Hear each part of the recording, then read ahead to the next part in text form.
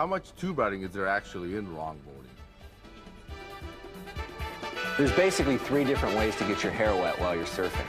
The head dip can be as simple as just sticking your head down and getting a little bit of water on your head. This is a confidence move. It's not a real big wave. It's not going to throw out real far, but you're showing your balance and your technique, and you just bend at the waist, you keep your knees real straight, and you just dip down and get a little water on your neck. That's the basic head dip. The second way is a little cover-up. You've got a wave that's going to throw out a little bit. It's not going to open up a really big tube. It's just going to kind of collapse on top of you. And that's just a little cover-up. You'll see that happen a lot. People get little cover-ups right when they take off. They'll make their first little turn. They'll stick their hand in the wave, and just the first little part of the lip will just kind of cover and collapse on them, and they come right out of it. That's just a quick cover-up. If you can get a tube ride either by really setting up and stalling on a bigger wave and opening up and letting that wave really, cover you up completely and get a good tube ride. Or a lot of times you'll see people put their hand into the face of the wave and really try to slow down and let that wave catch up with them, because it's going to be big and round over a section. Pull in, stall, get a tube ride, and come out. When you're surfing backside, trying to get a cover-up or a tube is a totally different game, because you're dealing with the balls, the back of your feet, not the balls anymore. You don't have quite the same vision of your wave, so it's real common to do a rail grab tube ride. You lift up on your rail and you really try to pull into the wave.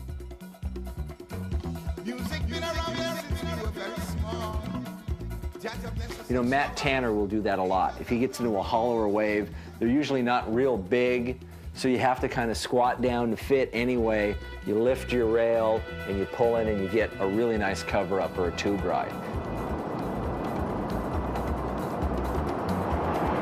For me, more important in longboarding is nose riding rather than tube riding, because the longboard was not designed with tube riding in mind. You can get a longboard into a tube, but you've got so much rail and you tend to be a little too far forward on the board to effectively tube ride, that when you're up that far forward on the board, your tail wants to let go in a hollow wave. So you don't see really long tube rides on a longboard. There's a few waves that are an exception. You can watch Joel Tudor at Pipeline, and you'll see a guy on a longboard get a tube. But Pipeline's a very special wave. There's no long tube rides really in longboarding. I think the nose ride is really more the quintessential longboard move. Speed seems to be really important when you got to make that wave. Speed is the essence of good surfing. The faster you go, the more power you have on the wave. Speed equals power. So you come out of your first turn, and now you're setting up that whole wave. You've got to run, you need to go fast. You can come out of that first turn, climb back up to the top of the wave, and drop back down and really pick up speed. You're just using that momentum up to the top and just carrying it down, and boom, and it's an explosive second turn. You can also come out of that first turn. You don't have to go quite as fast, so you take a few steps forward and you hit the trim spot of your board.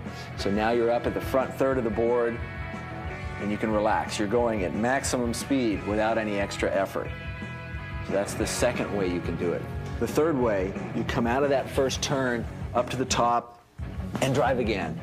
And drive again. You keep your weight at the tail, you use the harder edges on your board maybe, you use the 3 fins, and you just pump it off the tail and generate a lot of speed. You'll see that a lot with the progressive surfers. You'll see it with the high-performance, modern style of longboarding. A good example is you'll watch Jay Moriarty. He makes a really quick first turn, he'll get a couple of quick pumps down the line, and then he's anticipating a section. And he'll kind of straighten out a little bit into the flat, come back and throw the board up on the lip. And you'll see a really nice off the lip, a re-entry, a little bit of a floater, depending on how the wave sets up for him.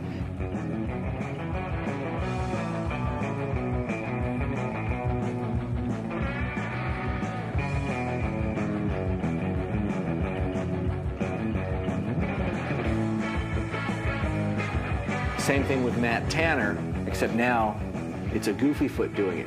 So you'll see a backside, quick short blasts to accelerate, to get speed.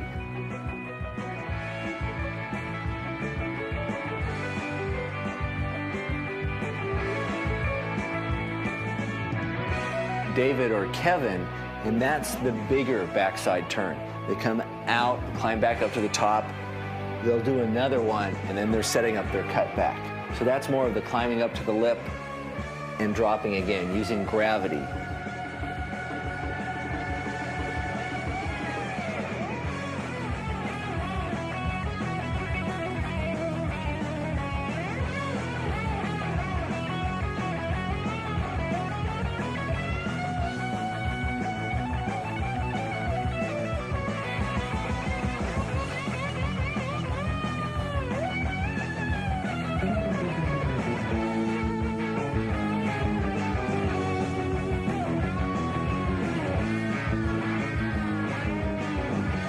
When you're looking at front side, you've got like Kenji or myself, where we do the climbing up to the top real slow, dropping again. We're not in quite as much of a hurry. It's really nice to watch Kenji come out of a turn up to the top, and he'll usually come up to his top turn and actually cut back a little bit and then run.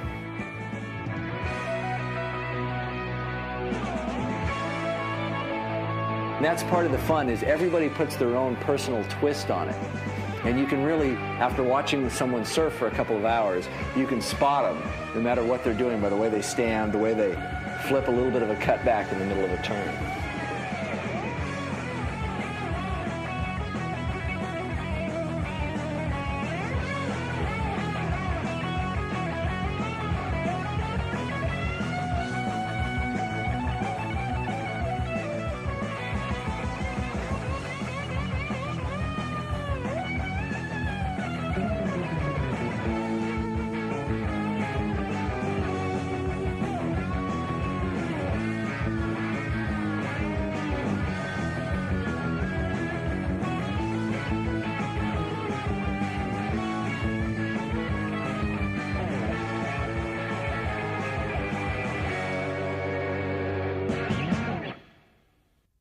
And that's the two fine lines you can walk in longboarding, is forcing a board to do it, having the strength, or using finesse and technique.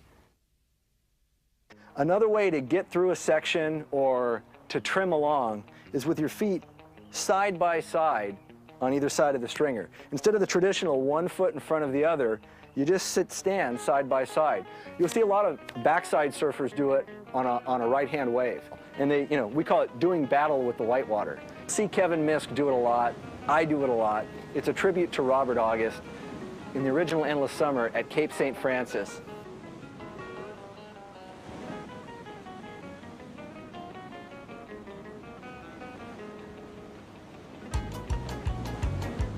Robert got down into the squat to go faster.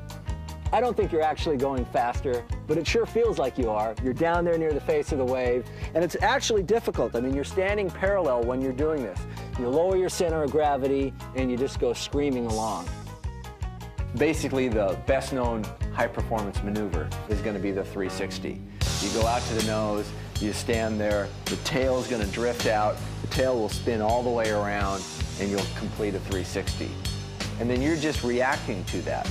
Although it's equipment failure and it's a trick, it takes a very talented surfer to complete it when your board is slipping down the wave with no fin in it. And so it's reacting to that failure of your fin to hold and being able to bring it back to the beach, letting your fin sit in the water again, and then the board will spin around the rest of the way. You can see Jay Moriarty do that.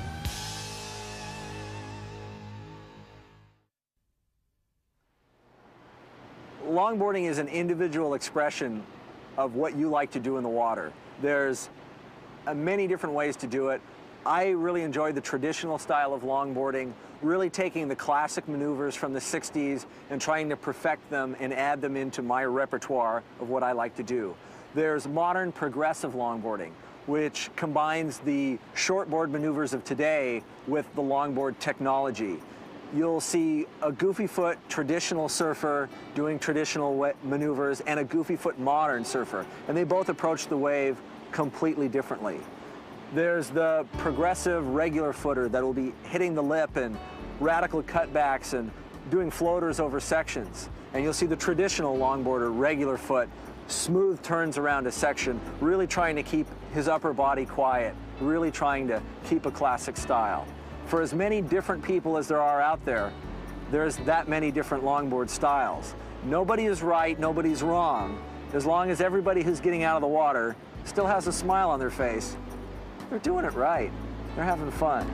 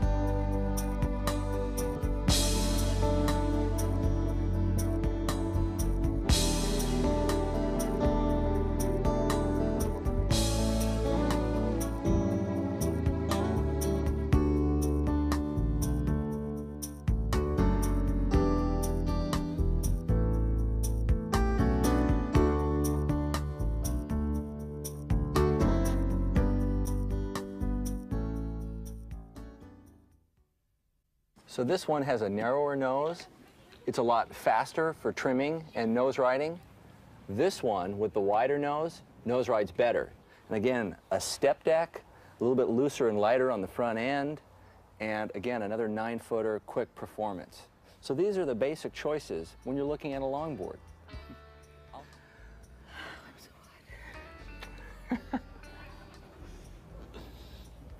It's all over. Everybody wave bye-bye. Make Cameron wave. That